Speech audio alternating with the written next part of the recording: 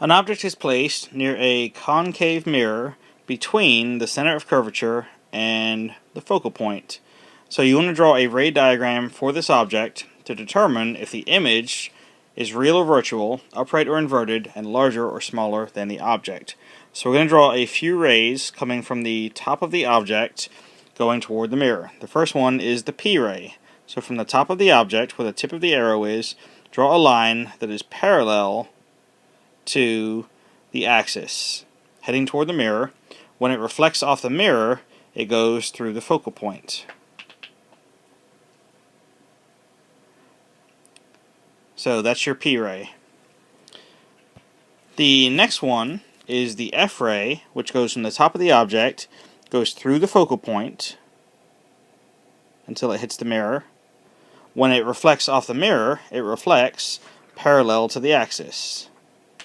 So again, I'm drawing the arrows to indicate the direction of motion at each point. So that's the F ray. Notice that these two rays, after reflection off the mirror, they cross at this point right here. So that's more than likely where the image is going to be formed. You just want to draw one final ray to make sure that it also goes in that same spot. So I can draw the C ray or the M ray. For this one, I'm going to draw the M ray, which goes to the midpoint of the mirror. Remember, the midpoint of the mirror is right here, where the axis crosses the mirror.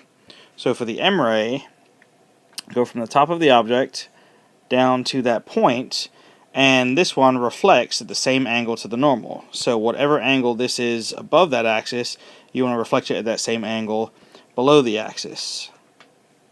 So that one is going to be reflected like that. And if everything is done perfectly, you should get all three rays crossing in the same point, so you can draw your final image location as an arrow going from the axis to wherever those three lines meet. So this is your final image. And based on the image, we can say three things about it. The first thing is that it's on the same side of the mirror as the object is. If it showed up over here, it would be virtual. So this is real. We can also say that it is inverted as opposed to upright, since the arrow appears upside down. And finally, we can say, just looking at the size of the arrow, that obviously this arrow is much larger than this arrow, so we can say that it is larger, the image is larger than the object. But now we want to verify all this stuff by doing the mathematical calculations.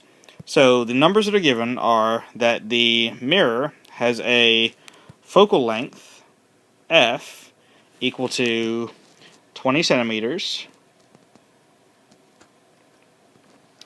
We're also given that the object is 2 centimeters tall, so that is the height of the object, 2 centimeters, and it said the object is placed halfway between C and F.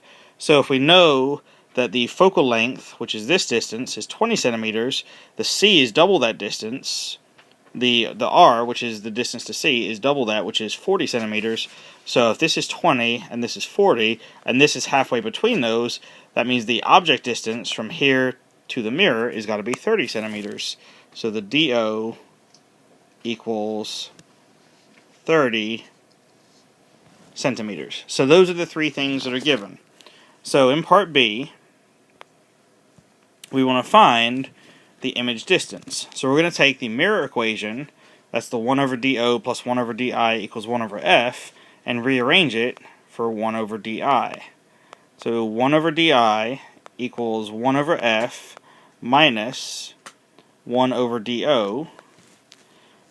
That is 1 over F is 20 minus 1 over DO is 30.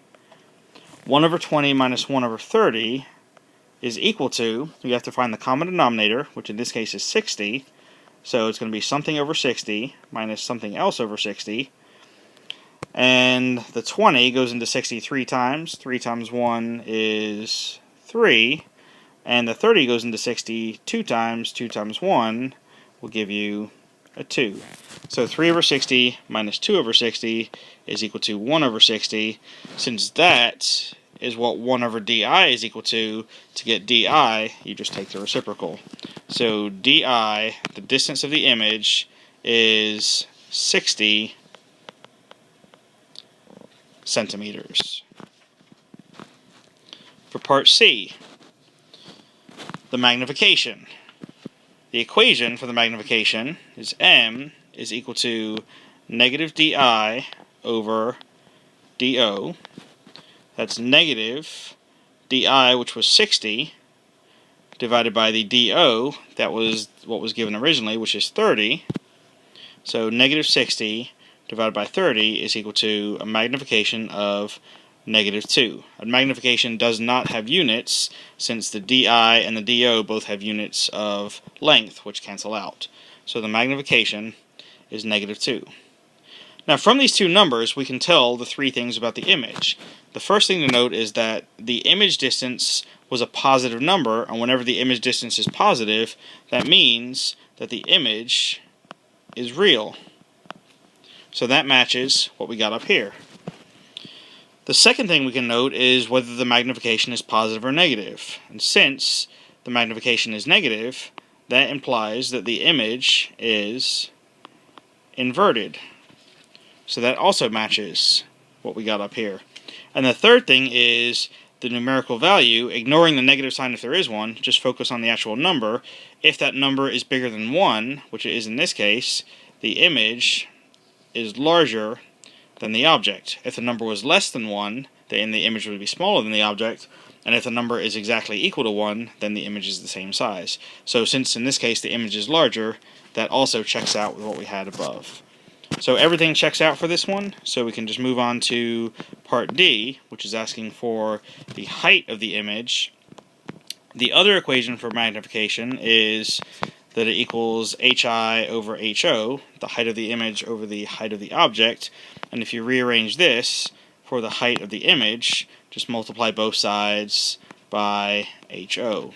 So it's the height of the image is equal to the magnification, negative 2, times the height of the object, which was given up here as 2 centimeters. So 2 times 2 is equal to negative 4 centimeters. So that means that if this original object is 2 centimeters, this one is 4 centimeters, and it's negative because the image was inverted.